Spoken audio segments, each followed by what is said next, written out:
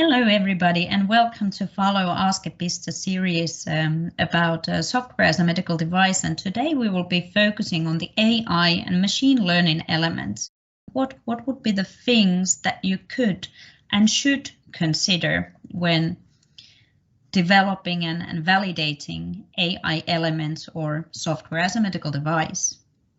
We will encourage you to think, how is your AI element or machine learning element connected to other devices, with what kind of interfaces there are, and to what kind of ecosystem the little teeny tiny AI element is tied into. What is the greater context it is related to? How it's actually communicating with the other systems, and what kind of data it's either using, storing, modifying, sending or receiving, and what are the things that you should bear in mind to ensure that your data inside the software as a medical device is duly protected. And then we will also think about, where does the device actually start and where does it end? Because especially with AI and machine learning elements, it's not always easy task to judge. And which requirements are specific to your very unique combination? And is it even possible to be 100% in control when you develop software as a medical device? As in pharma and medical device manufacturing, being in control and maintaining validated state is always very important.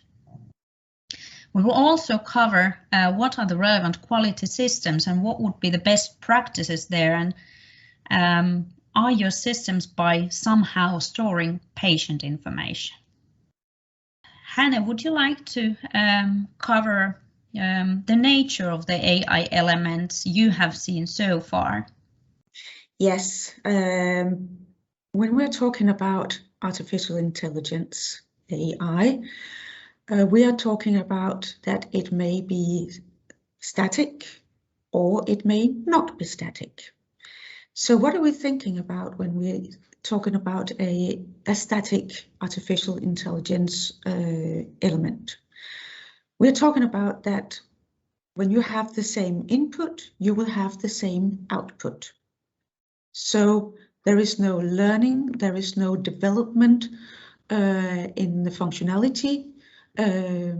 This may be the question for systems as EMA, it may be for decision trees, it may be for regression analysis, predictable models. So you mean, like, for instance, if a patient is entering symptoms and then in the background there's a kind of a decision tree saying that you have this one, and then it will provide the next question always based on that answer and going forward. So step by step, algorithm by algorithm. Another thing is, if the system, the artificial intelligence system or the algorithms is learning by the data being produced and provided. We're talking about machine learning. That is not static because it develops over time. For the static artificial intelligence elements, well, then you can validate the solution, and then once it is validated, you can maintain the solution as any other system that you're using. But when we are talking about machine learning, then the population of data and the functionalities, the decisions being made, they are changed over time. So you will start with validating your machine learning algorithms, but once they have been validated and you're starting to use it, then the population of data will mean that you may not be in a validated state for long. Because of the nature that it's constantly learning and the data amount is constantly changing. So it's not the same data and it's not the same decisions it does. It isn't. You have a moving target. because your data is increasing. So your population of data and your input to the statistical methods are changing all the time. You may say that we have some methods, of course, to ensure this. We have the possibility of using real-world performance monitoring, because it is the performance that are changing over time. So evaluating this performance, you may use these real-world experiences. This is partly described in an FDA practice called FDA Good Machine Learning Practice. And currently there is a proposed regulatory framework from FDA on artificial intelligence. It is not approved yet, but it is a discussion paper and worthwhile looking into. And correct me if I'm wrong, but the FDA's Good Machine Learning Practice is intended to be used to tackle this challenge of the constantly moving target. Yes, it is. But beneath this guidance of artificial intelligence, we still have our quality systems, and we still have our regulatory requirements, as stated in the FDA requirements and the European. That might be guidelines as the ISO standards 13485. It might be the ISO 9000 standard. And then we have the hardcore regulatory requirements listed by the FDA in 21 CFR Part 820, and the MDR that has currently been effective. Then we have the EIC 62-304 on software development for medical device. And then we also have some guidelines that we referred to in our last session, the IMDRF software as a medical device guidance. And they are very practical in how to deal with quality when we're talking software as a medical device. I was just about to steal your thunder, Hanne, and mention that I think that this IMDRF example is very practical driven, giving a lot of good examples and making understandable interpretations of the hardcore regulations. So it's actually, for the manufacturers, I think it's easier to follow the interpretation of IMDRF than the original regulation, or at least it will help tremendously and support the manufacturers to understand what is it actually that they need to comply with. And they also have some good examples so that you can hopefully find inspiration for your intended use and how to proceed. And also at this point, it's very crucial for the manufacturer to understand the marketing area, to figure out what areas regulations are the actually ones that one has to fulfill. So if you are planning to market your product only in the EU, it is more than enough to fill in the EMA requirements. But if you are planning to place your product on the US market, then the FDA regulations must be followed as well. Indeed. But as of now, I would say, well, they're not that different when we're talking about 21 CFR 820 and the MDR. They are pretty much aligned. So yeah, so I would say don't use too much time on finding what's the difference, but take it as a whole. True that, especially if both markets are planned to be covered. Absolutely. Indeed. But the definitions of the AI elements may still vary a little bit depending on if the product is the standalone or a combination product. Is it just a teeny tiny AI element that is, for instance, finding biomarkers from graph or image or whatnot? And then again, how to perform an impact analysis of those AI and machine learning elements when you, from the beginning, you might not be entirely sure what will be the whole context and the ecosystem behind it. Where are you planning to connect your element with? Because the intended use and the impact analysis may change respectively. And that is also presenting the challenge on validating against constantly moving target. And that will also pose a question how to perform the validation efficiently and how to classify your product.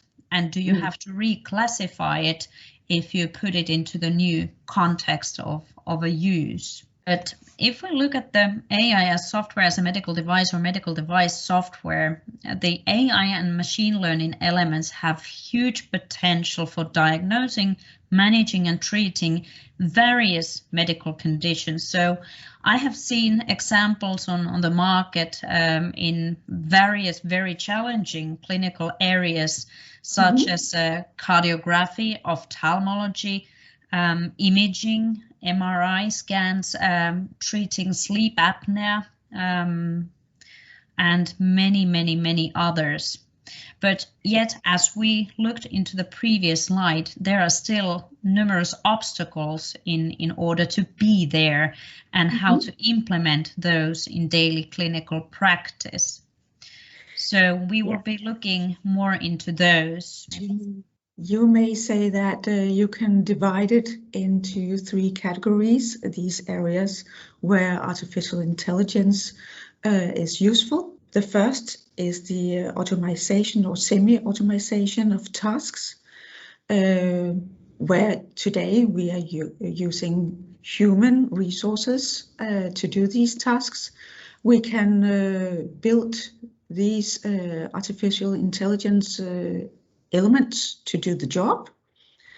It might be pictures, for example, that needs to be analyzed. And again, it can also be machine learning because the algorithms will learn over time to detect and to diagnose based on these pictures.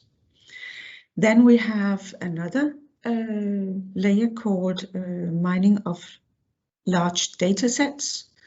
And that is when you have a lot of data and you are finding new patterns in these huge data sets. It can be very difficult for humans to make these analyses, but we can use artificial intelligence algorithms to do the job for us. Correct me if I'm wrong, but wouldn't this be very useful, for instance, for huge pharmaceutical companies that run various clinical trials on their drugs, because they produce masses of data? Yeah, absolutely, it will. So, of course, it takes some time to develop and to implement, but it is time well spent because it will help you to reduce the amount of time and resources. And again, the machine may find new patterns that the human eye wouldn't. Exactly. Third, we have a third category, the prediction of health disease by complex pattern recognition. That is another layer on the large data set, for example, that you may find these new trends, these patterns that might lead to diagnosis. So in time, you can be more and more specific in your diagnosis of patients. Yeah. And you can maybe analyze the markers and the test results before and finding the risk factors with the help of AI and machine learning, so the human resources could be released to the actual diagnosing and other clinical practice. And we have some good examples on how it is used in the life science industry as of now. We have one called Project Transform Cochrane, which is an analysis of data. So it falls under the category of mining of large data sets. Then we have also Microsoft, who has developed the research inner eye that is used for delineation of healthy anatomy and tumors. So this is a detection of health and disease. And many more of these are already on the market. So if you're interested in seeing a full list of what FDA have registered, there is a link to a database where FDA have listed all of these registered artificial intelligence and machine learning systems. And it would be definitely a very good idea to go and search for inspiration, because there's no need to invent the wheel from the beginning. So when you are preparing your AI or machine learning product, it would be a definite best practice to search for precedents from the database that may have similar or even same intended use.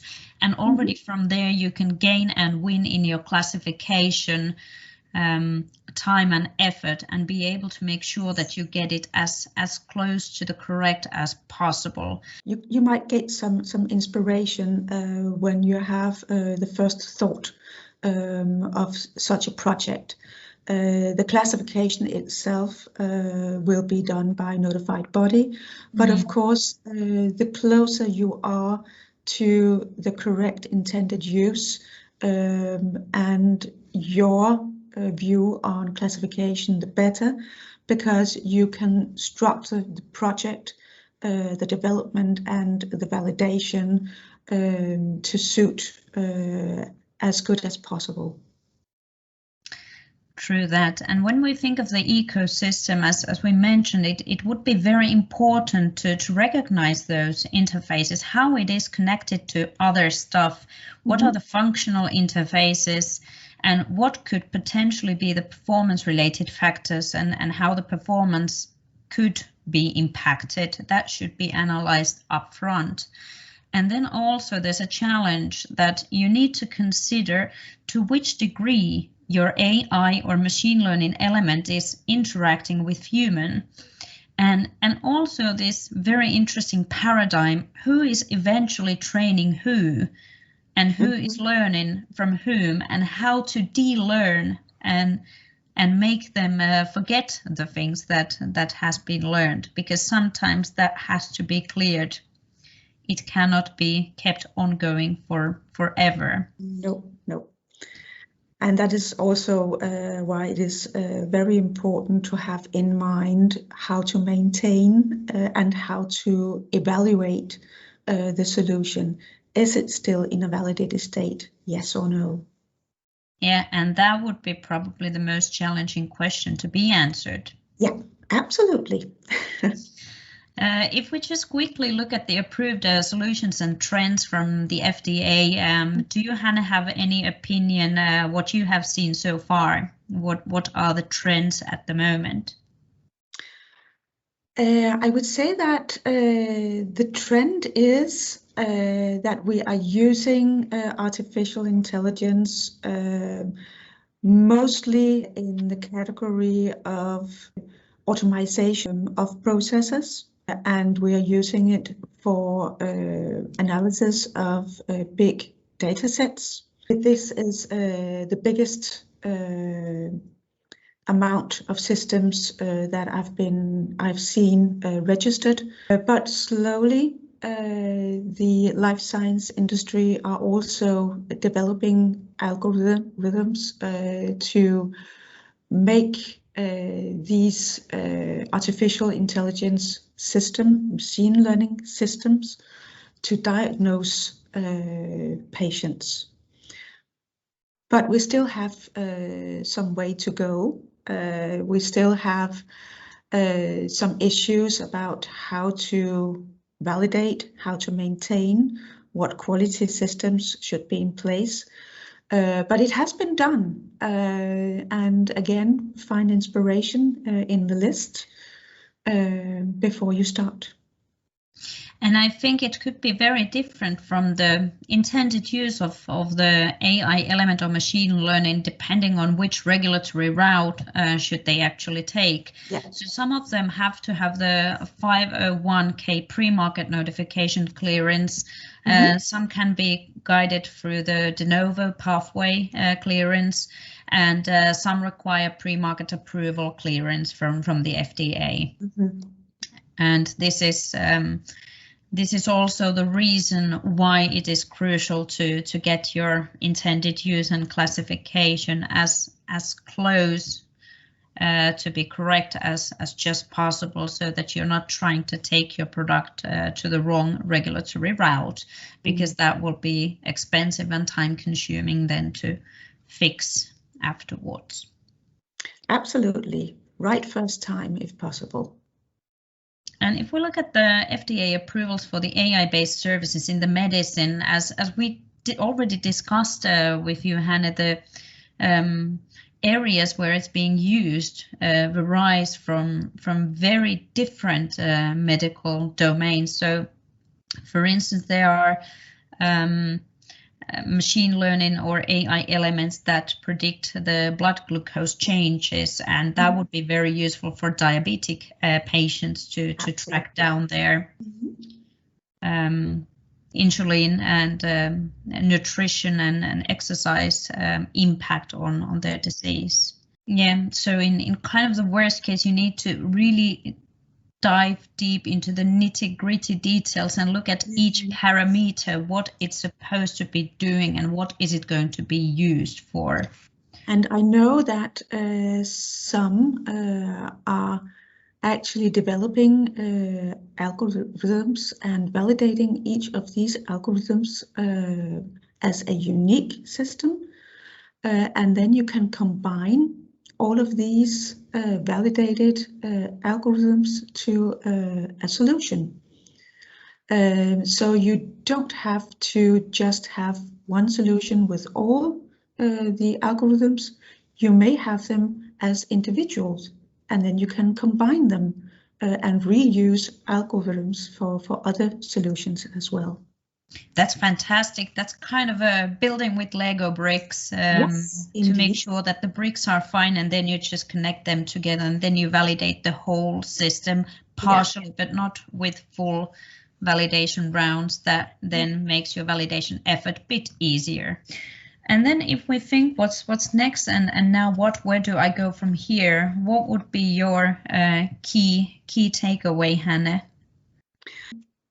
Go into these guidelines as first, have the practical approach, don't underestimate the task, look on your quality systems that you have for IT, for example, for medical device, if it is within the medical device industry, see whether it suits this product type, and ensure that you have the right resources with the right competences from IT and from medical device development, for example. That is where I would start. And often it's mentioned that be practical and start from doing and learning and doing at the same time. And often I bump into this statement that it would be a best practice to have a separate QMS for pharma products and medical devices. Is this due to the fact that they are so very different, the requirements towards the quality management systems? Not different as such, but in practice they are different. For example, if we're talking medical device, the hazard analysis is different when we're talking a medical device or you are talking a artificial intelligence element. The testing and so forth is also very different. It will be submitted as a medical device, as a part of software as a medical device. But again, you cannot compare them one-to-one. So you need to twist the guidance and the regulatory requirements to fit the product type. So therefore, I would clearly, as you, recommend to have a unique quality system for software as a medical device. And then you could have another one for artificial intelligence, or you could include artificial intelligence and machine learning as product types under software as a medical device.